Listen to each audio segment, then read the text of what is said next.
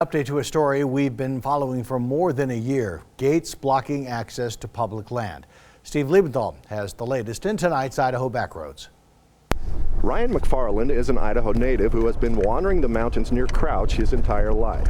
9 years ago, he bought a second home here, and this year he was disappointed to find a gate blocking a road that provides access to large parcels of state and federal public land. I called the Boise National Forest to ask them what was going on, why they allowed these gates to be put up over a Forest Service road.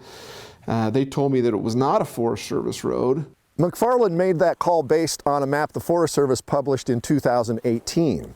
In 2019, the Forest Service issued a new map with an interesting revision. On the new map, this road doesn't exist. This is not an obscure dirt trail. This is the access way for those 400 or 500 homes to get in and out of their neighborhood. To wipe it off the map was literally most unusual.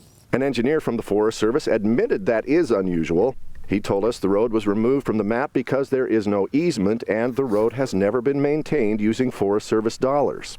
Last year, DF Development installed gates on Boise Ridge Road.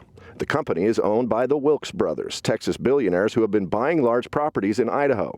In that case, Brian Brooks of the Idaho Wildlife Federation found documents suggesting that the road near Bogus Basin should be open to the public regardless of who owns the property behind the gates. And this is not just a Crouch issue, it's not just a Wilkes Brothers issue. This is happening all around the state and it's happening all around the West.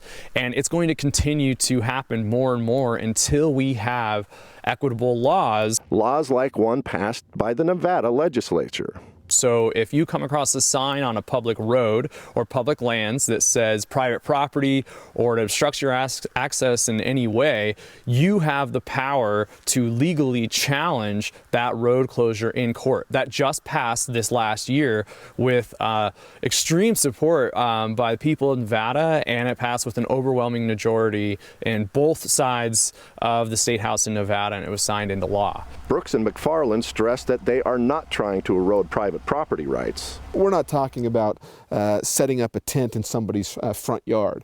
We're not even talking about setting up a tent in somebody's acres of wilderness. We're talking about the right of the public to use historic access points to get from public road, such as the Middle Fork Road, to public land, such as state land, BLM land, or national forest land.